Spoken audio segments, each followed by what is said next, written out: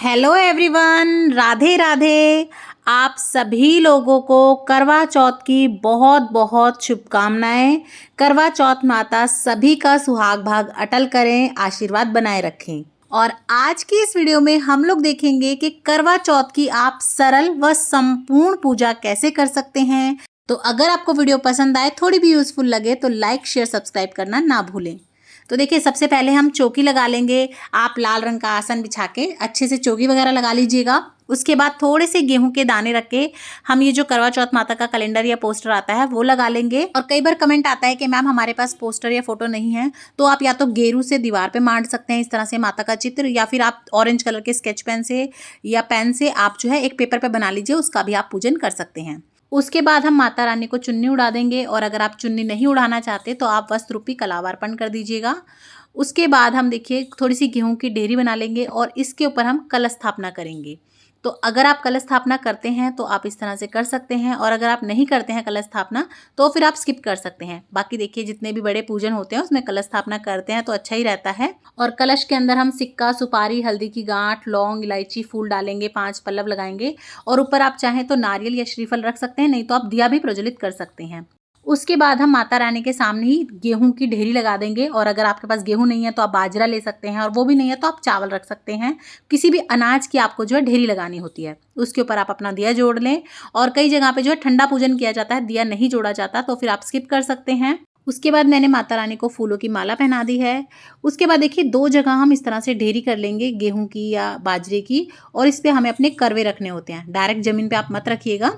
तो देखिए, कुछ जगह पे तो दोनों ही मिट्टी के करवे लिए जाते हैं, कुछ जगह पे एक धातु का एक मिट्टी का लिया जाता है, और कुछ जगह पे एक आप धातु का या मिट्टी का ले लें और एक आपको इस तरह का लेना होता है खांड का। हमारे यहाँ पे ऐसा ही होता है, एक खांड का लेना जरूरी है, दूसरा आप धातु का या फिर मिट्टी का ले सकते हैं। और इनमें से एक करवे में तो आप पानी भरते हैं और एक करवे को भरा जाता है या तो अनाज से, चीनी से। तो हमारे यहाँ पे जो खांड का करवा होता है ना, उसे खील से भरा जाता है और उसके ऊपर पताशा रखा जाता है, और दूसरे में जल लिया जाता है।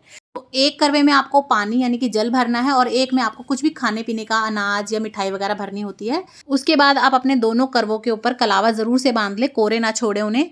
सबसे पहले हम गणपति भगवान को तिलक कर देंगे, उसके बाद चौथ माता को, चांद को, सूरज को, और जितने भी आपके पोस्टर में भगवान दई देवता होंगे उन सबको आप तिलक कर लीजिएगा। अपने कलश को जरूर से तिलक कर लीजिएगा, और आप अपने करवे को भी तिलक कीजिएगा। अगर आप अपने करवे पे स्वास्तिक मान सकते हैं तो आप मिट्टी वाले पे स्वास्तिक वगैरह भी जरूर से बना लीजिएगा। तो इस तरह से हम अपने करवों का भी अच्छे से पूजन कर लेंगे। उसके बाद देखिए हम पताशे चढ़ा देंगे थोड़े से, तो इनसे जो है ना बायना भी निकाला जाता है बाद में, तो आप पताशे ले लीजिएगा। तो यहाँ मैंने पताशे ले लिए हैं, और अगर किसी भी कारण से आपको पताशे नहीं मिलते हैं तो आप उनकी जगह पे गुड़ भी ले सकते हैं। उसके बाद देखिए मैंने थोड़े से फूल चढ़ा दिए हैं, तो अगर आपको फूल मिले तो आप ज़रूर से पूजन कर ले फूल से, नहीं तो आप फूलों को स्किप भी कर सकते हैं। तो यहाँ पे अपनी जोत पे, कलश पे, सभी पे मैंने फूल चढ़ा दिए हैं। उसके बाद हम भोग लगा देंगे, तो आप कोई भी मिठाई ले सकते हैं भोग लगाने के लिए, या फिर अगर आपने घर पे हलवा, खीर वगैरह कुछ बनाया है तो उसका भी आप जो है भोग लगा दीजिएगा माता रानी को। और आप कुछ भी जो है ना मीठा अपने कलश पे ज़रूर रखें, चाहे तो आप कोई मिठाई रख सकते हैं, पताशा रख दें, या फिर आप जो है गुड़ रख सकते हैं।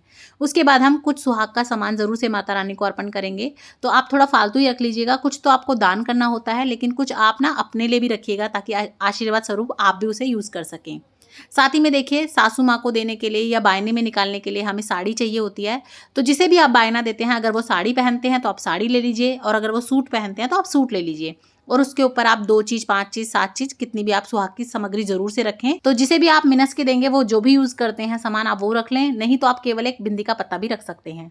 उसके बाद देखिए, जिनसे आप कथा सुनेंगे, जो आपको कहानी सुनाएंगे ना, उनको आप ये अनाज और कुछ दक्षिणा देते हैं दान में। तो अगर आपके यहाँ पे मिसरानी आती हैं कहानी सुनाने, कोई पंटायन आती हैं, तो आप उन्हें देंगे, नहीं तो आप मिनस के बायने में भी दे सकते हैं। तो यहाँ पे आप कुछ अनाज ज़रूर ले लीजिएगा, गेहूं, बाजरा, चावल, आप कुछ भी ले सकते हैं। साथ ही में हम यहाँ पे फलों का भोग लगा देंगे, तो यहाँ पे हमने फलों का भोग भी लगा दिया है। उसके बाद आप कुछ दाने हाथ में ले लीजिएगा, अपने सीधे हाथ में, और आप यहीं पर चौकी के पास बैठ के ही कथा सुनेंगे। तो देखिए, हाथ में कुछ दाने ले लीजिएगा।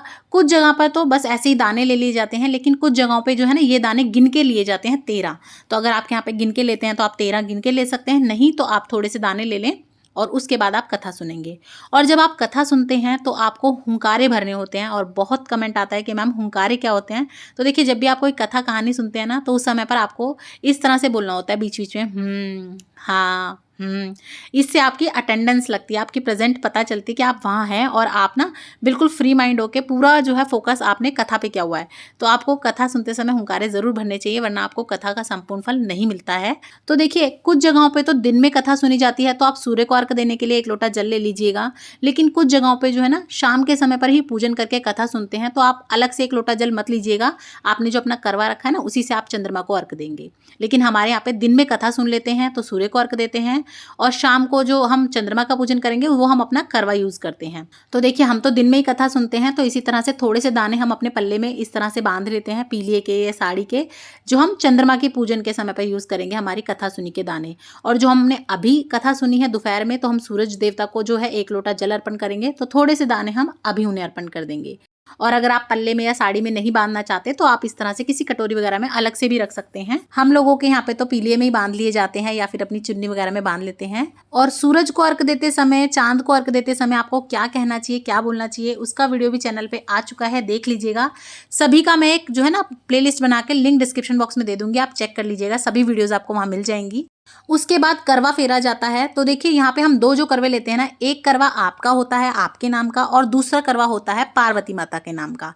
और करवों को आपस में फेरा जाता है, यानी कि बदला जाता है, इसलिए ताकि जैसे पार्वती माता का सुहाग भाग अटल था, उसी तरह से पार्वती माता आशीर्वाद देना कि हमारा करवा भी आप जैसा ही रहे, हमारा भी सुहाग भाग आपकी तरह ही रहे, इसीलिए करवे आपस में फेरे जाते हैं। तो आप इस तरह से हाथ क्रॉस कर लीजिएगा, और आप याद रखिएगा कि आपके करवे आपस में टकराने बिल्कुल नहीं चाहिए। और इन्हें हम ना 7 बार फेरते हैं, तो 1 बार, फिर उसके बाद ये हुआ हमारा 2 बार। तो ऐसे ही करके आपको ध्यान रखना है, हर बार आपको हाथ क्रॉस करना है, और इस तरह से करके आपको 7 बार फेरना है। तो इस तरह से जब आप करवे फेरते हैं, तो आपका वाला करवा पार्वती माता का हो जाता है, और पार्वती माता का करवा आपका हो जाता है। और अगर आप एक ही करवा रखते हैं, तो इस तरह से आप पार्वती माता से छुआ भी सकते हैं। और करवा फेरते समय बोला जाता है, चौथ माता सुहाग दे, चौथ माता सुहाग दे। अब जो पार्वती माता का करवा था वो तो आपका हो गया है, और जो आपका करवा था वो पार्वती माता का हो गया है। तो इस तरह से हम करवे फेरते हैं। सभी जगह पे करवे नहीं फेरे जाते हैं, अगर आपके यहाँ पे फेरे जाते हैं तो आप फेर सकते हैं, नहीं तो आप स्किप भी कर सकते हैं। उसके बाद देखिए, जो भी आपने बायने के लिए सामान निकाला होगा उसे आप मिनस दीजिएगा पहले, ताकि कोई छीके टोके उससे पहले आप मिनस दीजिएगा। अगर आपको कहानी सुनाने कोई मिसरानी या पंटायन आती हैं, तो आप उन्हें भी साड़ी ब्लाउज वगैरह दे दीजिएगा, कुछ दक्षिणा रख के अनाज मिठाई वगैरह दे दीजिएगा। और सासू माँ के लिए आप अलग से जो है बायना निकालेंगे शाम के समय, जब आप खाना खिलाएंगे उस समय पर। और अगर आपकी सास या फिर जिठानी वगैरह कोई आपको वही कहानी सुनाती हैं, तो फिर आप जितना भी ये खाने पीने का सामान है, ये आप अपनी साड़ी पे रख के मिनस दीजिएगा। और जो खाना आप बनाएंगे, 1 थाली खाना, वो भोजन है जो शाम को, वो मिनस के वो आप उनको दे सकते हैं। और जो ये अनाज है, ये आप चाहें तो चींटियों को या पक्षियों को डाल सकते हैं। उसके बाद जिन्हें भी आप बायना देंगे या कहानी सुनेंगे, उनके पैर छू लीजिएगा, प्रणाम कर लीजिएगा। और उसके बाद शाम को चंद्रमा का पूजन किया जाता है, तो आप वो कर लीजिएगा। उसका वीडियो आपको अलग से मिल जाएगा, चैनल पे ज़रूर देखिएगा। तो देखिए, बहुत ही सरल तरीके से आप भी इस तरह से करवा चौथ का पूजन कर सकते हैं। और भी करवा चौथ से रिलेटेड सभी वीडियोज़ चैनल पर आ गई है, आप उन्हें भी ज़रूर देखिएगा। और अगर आपको वीडियो थोड़ी भी यूज़फुल लगती है, तो ज़्यादा से ज़्यादा शेयर कीजिएगा अपने फ्रेंड्स एंड फैमिली के साथ। और इसी तरह की और वीडियोस देखने के लिए, पाठ पूजा, हिंदू धर्म से रिलेटेड वीडियोस देखने के लिए चैनल पर बने रहें। और अगर अभी तक आपने चैनल को सब्सक्राइब नहीं किया है, तो प्लीज़ चैनल को सब्सक्राइब कर लीजिए। और अगर आपको मेरी मेहनत थोड़ी सी भी पसंद आई हो, तो प्लीज़ लाइक करके सपोर्ट ज़रूर कीजिएगा। और कमेंट बॉक्स में चौथ माता का जयकारा जरूर से लगाइएगा। बोलिए चौथ माता की जय। जय सिया राम, राधे राधे।